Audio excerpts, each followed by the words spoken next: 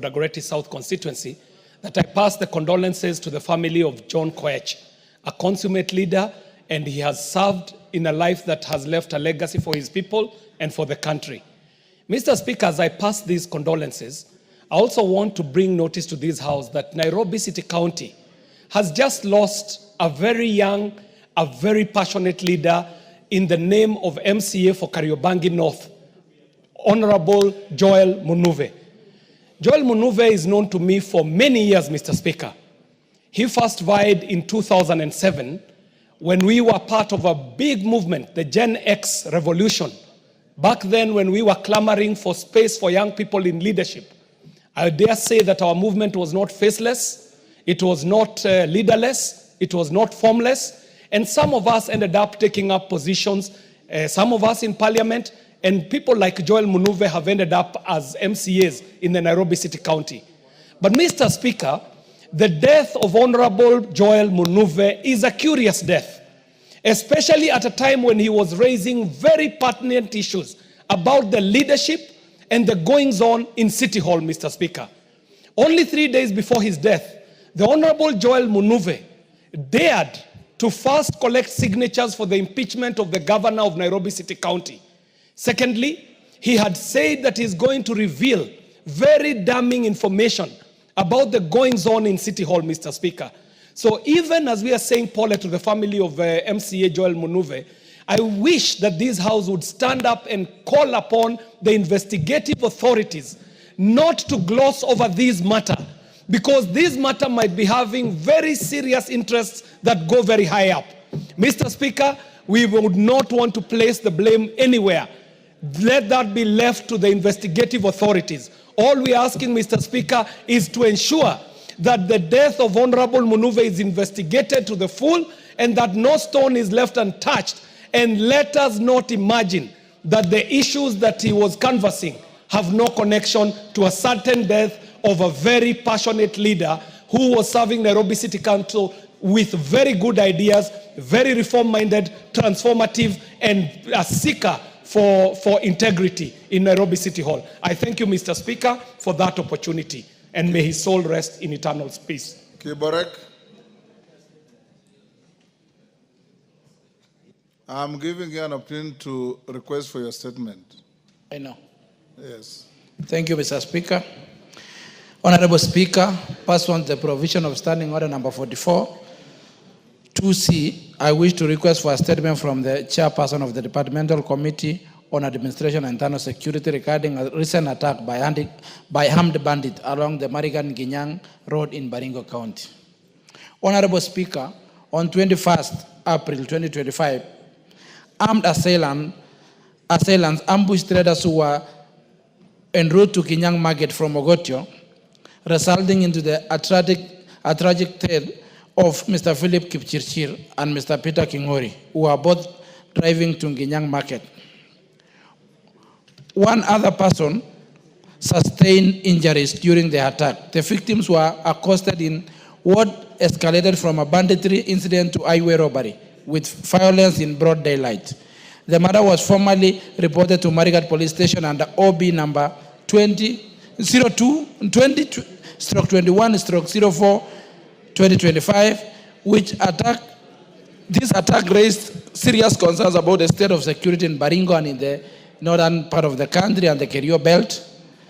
It has disrupted daily life of the residents in Baringo, affected their economic activities, and caused fear among the residents. Honorable Speaker, it is against this background that I request for a statement from the chairperson of the Departmental Committee on Administration and the Internal Security on the following issues. One, a detailed account of the recent attack and the current status of investigation into the matter, particularly the killing of Mr. Philip Kipchirchir and Peter Kiarie, and the progress made in identifying and apprehending those responsible for the killing. Two, Mr. Speaker, the step that the ministry is making to disarm members of the public who own unlicensed and illegal firearms in Baringo and Kiarie belt and northern Kenya. Three, the short-term and long-term measures the government is undertaking to curb recurrent banditry in the region, including thorough vetting of the already existing National Police Reservists who they should be vetted. The National Police Service should be vetted, and we should get a statement about the same on the firearm which they were given without proper training like the police. Thank you, Mr. Speaker. And I beg to ask from the Departmental Committee on National Administration and Internal Security on statement on the same. Thank you. Russell, I don't see your chairman. Can you do so? Are you able to do so on Wednesday next week, being a security issue, or you do it after recess? Thank you. Thank you very much, Honorable Speaker.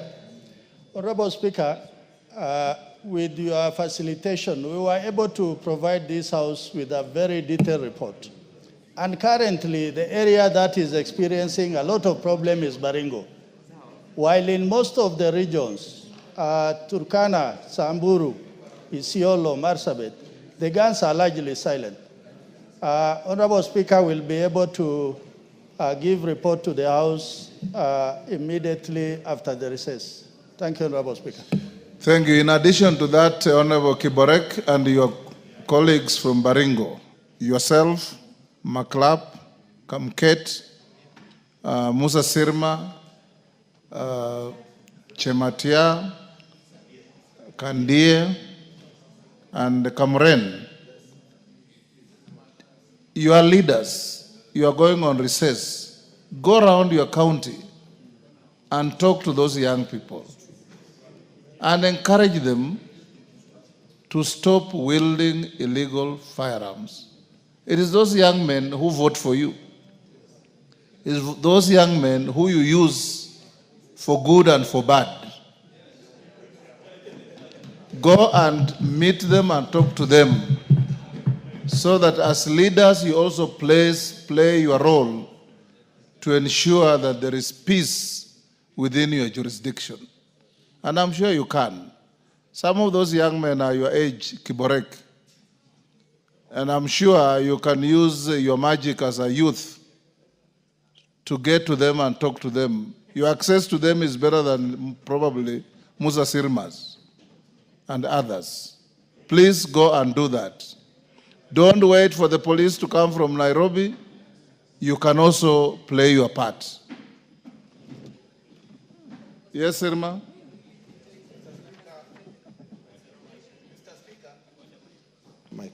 Mr. Speaker, we take your statement very seriously, and we want to promise that we shall do as said on behalf of all the members who are even here and those who are not here. We shall endeavor to make sure that we clean up what is the mess within Baringo. Thank you. Thank you. Make sure you include Kamket.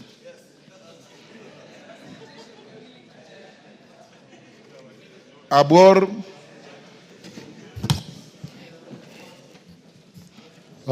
Thank you, Mr. Speaker. Honorable Speaker, pursuant to provisions of Standing Order 44.2c, I wish to request for a statement from the chairperson of the Budget and Appropriations Committee regarding the status of implementation of the government's directive to securitize a portion of the road maintenance levy. Honorable Speaker, the government, through the Ministry of Roads and Transport, advised the Kenya Roads Board to initiate the securitization of part of the road maintenance levy, RMLF, amounting to Kenya shillings 7 per litre. This directive was aimed at raising urgent funds to settle the mounting pending bills in the road sector, which have continued to stall key infrastructure projects across the country.